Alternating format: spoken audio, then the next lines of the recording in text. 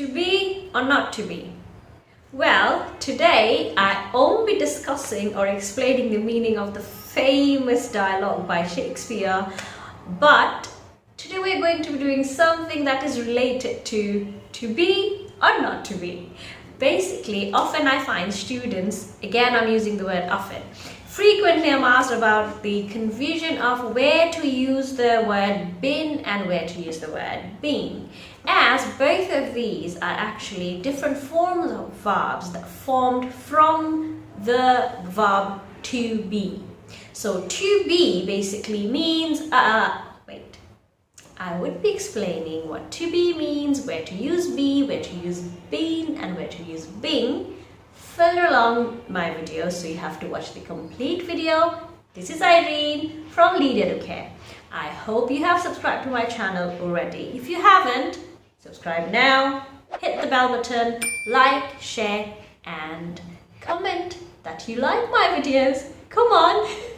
So basically, as I've already mentioned, be to be verb, that which means existence, and sometimes it also works as a linking verb in the sentence between the subject and the object. So to be often changes into other two forms of verb as been and be. So now been, B-E-E-N, been, this is used in the past participle. This is the past participle form of the verb be. And being, B-E-I-N-G, is the present participle of the verb be. Now to be, as I've said, means to exist, just to exist. It shows the existence of something, existence of a character, a person, a place, and it often works as a linking verb. For example, I have to be home by 9 p.m. I have to be home by 9 p.m. That means I have to be present in my home by 9 p.m.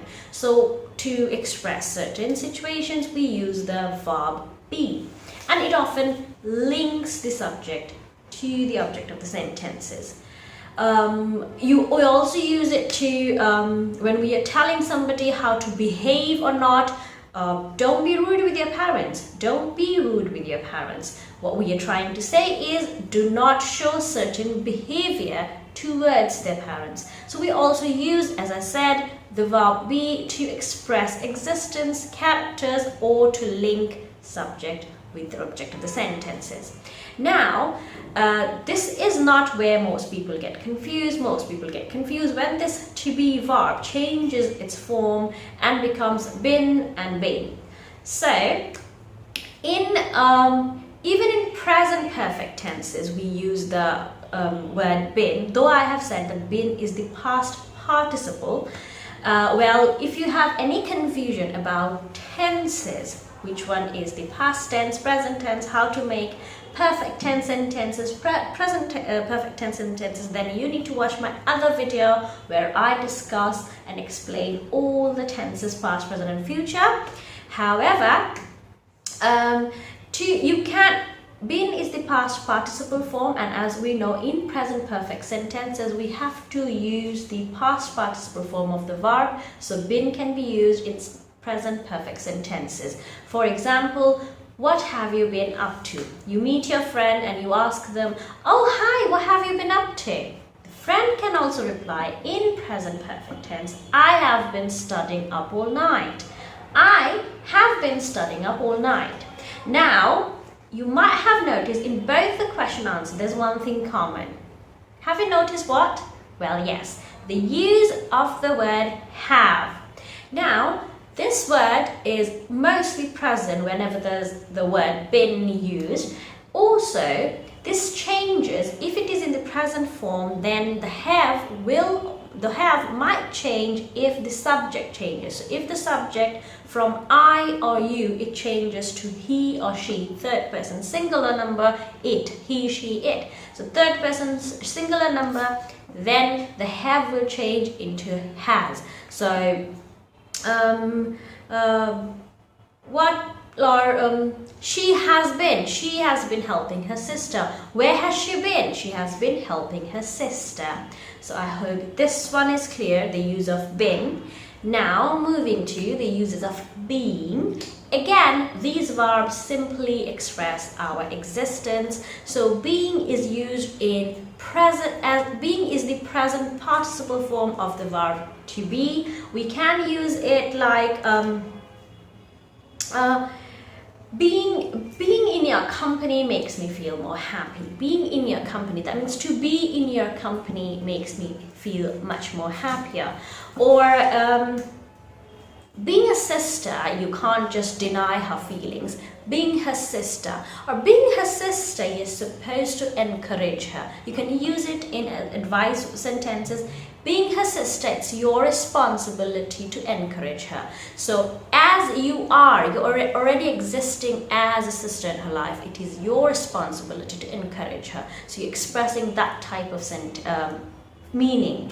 So as I said, these two verbs expresses existence. You can use be also when you're expressing any wish that you want for your future. For example, I wish to be making more money in my future. Or I want my best friend to be my boss. I want my best friend to be my boss. Or I want my nephew to be when he grows up. I want my nephew to be a doctor. I want my nephew to be a doctor when he grows up. So you're expressing future wishes, things that you want in your future, and the way that you want them to exist. So I hope three uses, meaning, and the changes of these, the to be verb is clear to you. Again, be expresses the present form or existence of us. We often don't use the sentence be, however, we use other auxiliary verbs in its as its substitute. Like when we say I am living in Sylhet, or I am living in your house, what we are expressing is we are existing in there. So you see the use of be is also there, but we just use another auxiliary verb instead. So be, again and again I'm saying, be is used for expressing existence or to link the sentence with subject and object, and be changes with the tenses. If you don't understand tenses, basically change of time, you need to watch my other video to understand tense. So be has two other forms.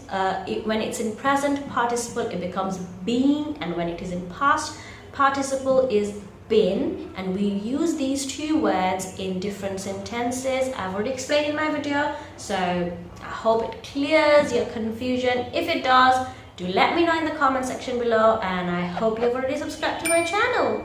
This is Irene. Bye bye. Assalamu alaikum.